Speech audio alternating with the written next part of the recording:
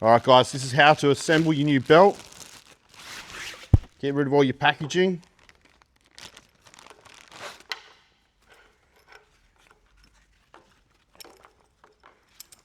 We'll pull this off. That's just your extra retainer for your bit on the end. And we're gonna we'll take that off as well.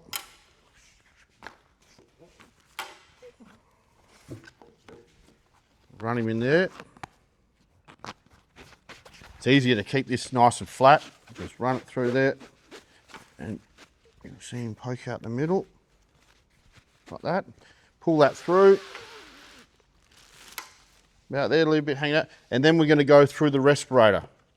So, chuck him in there. It's nice and tight, so there's no movement on the respirator. You want it nice and snug.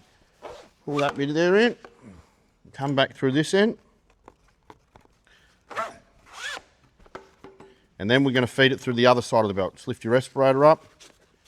In he goes. Keep this flat, easier to feed.